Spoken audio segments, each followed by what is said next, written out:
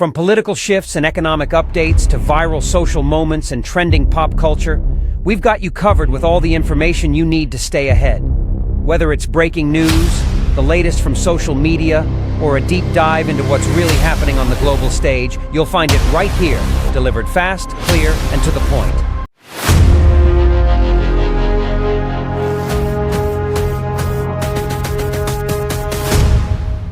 I forget this feeling like the ground shifting under our feet faster than we can adapt. Yeah, definitely. That's the vibe I get from this Elon Musk interview. Oh, yeah. You know, the one where he basically says America's on the brink? Right. It's more than just America, though, right? Oh. He's connecting these huge systemic issues, elections, AI, even societal breakdowns into this prediction about the future. And it's kind of chilling when you think about it. Exactly. And he comes out swinging with this last election prediction. Like, if Trump doesn't win in 2024, the whole system's rigged. Wow. And his reasoning, mass immigration, flipping those swing states blue permanently. He uses California as the model, which is an interesting take.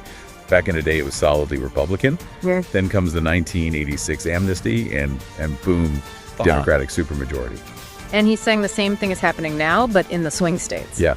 He says illegal immigration numbers are spiking in today's swing states, following the same pattern. So if enough states become California 2.0, future elections are basically decided in the Democratic primaries, not by the general public. That's his logic, yeah. So it's like, what's the point of even voting if one party's got a lock on those key states? Right. And he uses Kamala Harris's vice presidency as an example. Oh, really?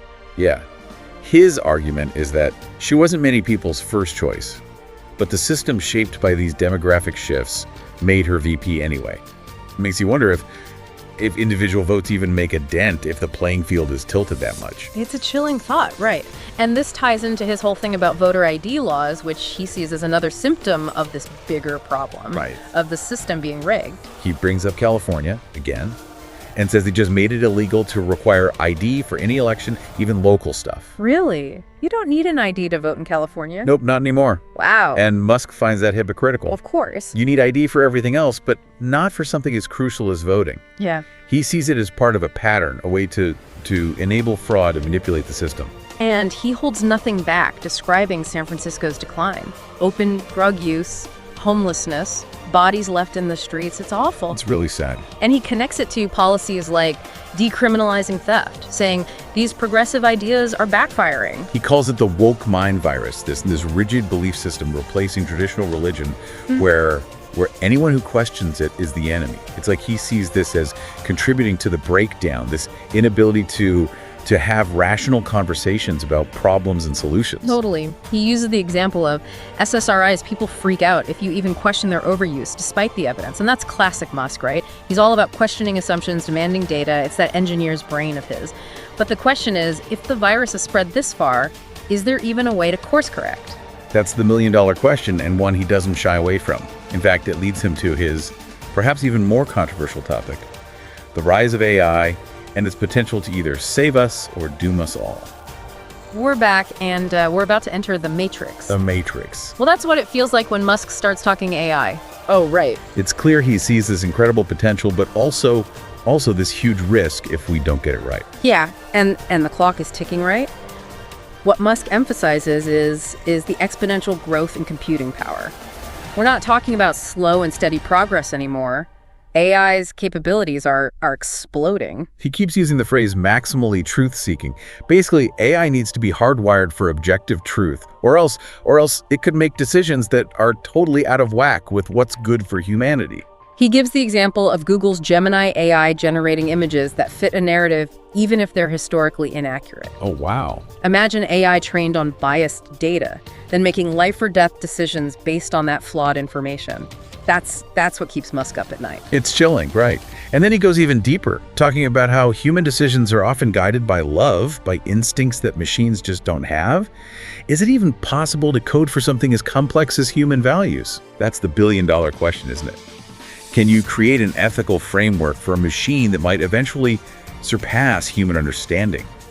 Musk compares it to raising a child you instill values early on, hoping they'll make good choices even when you're not there to guide them. But even then, there are no guarantees right from. And we're talking about AI that could potentially control infrastructure, weapons systems. It's a huge gamble. It is, and Musk doesn't pretend otherwise. But he's not just ringing the alarm bells.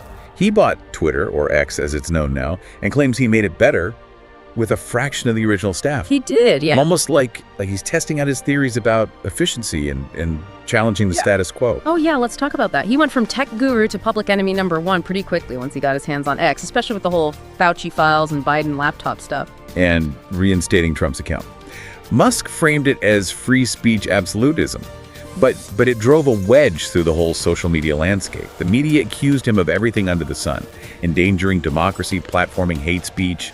But he didn't back down. He actually doubled down, open sourcing X's algorithm. Wow. No other social media giant has dared to be that transparent.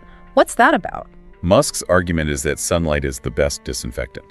He sees censorship and hidden algorithms as the real threat to democracy. By making things open, he believes we can at least see the biases and have a more honest conversation about their impact. It's a bold move, that's for sure. And it hasn't come cheap. He's facing lawsuits, investigations, even claims that the Biden administration threatened SpaceX contracts if he didn't play ball. It shows the stakes, right? Someone like Musk, with his resources and his platform, challenging the established way of doing things, it ruffles feathers, to say the least. He calls it lawfare, using legal action to silence dissent and protect those in power. It's not just about him, though. He sees it as part of this bigger trend of controlling the narrative, suppressing anything that goes against the grain. Which brings us back to his point about free speech, right? He sees it as the fundamental pillar of a functioning democracy. Without it, you get echo chambers, polarization, and ultimately the potential for authoritarianism. He's not just talking the talk either. He's actively campaigning for Trump. Launch that America PAC C. It's like he's making a bet on the future, and he's putting his money where his mouth is. And he's not just focused on the political landscape. This is where Musk gets really interesting, even philosophical. He starts talking about this meaning crisis he sees happening in society. The meaning crisis, like what does that even mean? He's talking about the decline of religion, the rise of social media, and its often shallow interactions. He sees this emptiness, a lack of purpose, that's fueling a lot of the societal breakdown he's so worried about. Okay, I can see that. We're constantly bombarded with information, but what's it all for, Exactly. Yeah. And Musk is asking that question. What happens when AI can do everything better than us?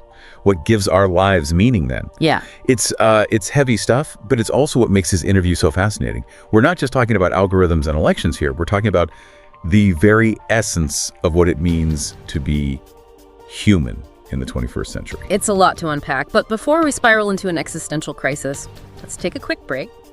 When we come back, we're diving into the deep end. Musk's thoughts on consciousness, AI, and the future that's stranger than fiction. Okay, so we've talked about Musk's fears for the future of democracy, his issues with AI ethics. But then he goes like full sci-fi on us, right? Like what happens when machines don't just get smarter than us, but when they start to like experience the world, maybe even merge with our consciousness? This is where that whole hive mind idea comes in. Hive mind. It's like something out of a movie, Yeah. Imagine individual human consciousnesses all linked together through AI, forming one giant interconnected intelligence. Whoa, okay. My brain just glitched a little bit. So it's not just that AI becomes super smart, it's that we could potentially merge with it, becoming something beyond just human. That's how Musk paints it. He even touches on the idea of like digital immortality. Yeah. Like if your consciousness is uploaded, does death even have the same meaning anymore? Okay, that's a lot to unpack. Yeah. But what strikes me is that Musk doesn't shy away from the big questions. Most tech guys are all about the next gadget, but he's thinking about the existential stuff, like, does this hive mind want to exist? What happens to individual freedom? Exactly. And that's where his engineering side clashes with his philosophical side. He acknowledges that this stuff might sound like science fiction. Yeah. But he's also saying if the technology is possible, we have to grapple with the implications. It's like he's laying out the ultimate what-if scenario for humanity. And maybe that's the point, right? Not to say that a hive mind is inevitable, but to make us think critically about the path we're on. Like, if we create AI in our image, with all our flaws and biases, what will stop it from repeating our mistakes on a much larger scale? That circles back to his whole point about good values, right? Yeah. It's not enough for AI to be smart. It has to be aligned with what we value as a species. Empathy, compassion, all the stuff that's been hard enough for humans to figure out over millennia. And that's what makes this whole interview so thought-provoking, you know? We're not just getting a tech CEO's opinion, but like a glimpse into how someone at the forefront of innovation is wrestling with the future we're all building. And whether you agree with Musk or think he's gone off the deep end, you have to admire his willingness to at least ask the hard questions. Right. Yeah. To challenge assumptions. Because if we're not careful, the future won't be something that happens to us. It'll be something we sleepwalk into. So there you have it. From election integrity to the very nature of consciousness, Musk takes us on a wild ride. He paints a picture of a future that's both exhilarating and terrifying one, where the choices we make today will have consequences far beyond what we can even imagine. What do you think? Are we ready? That's the question, isn't it? Only time will tell. That's it for this deep dive. Be sure to check back soon when we'll unpack another corner of this crazy world we live in.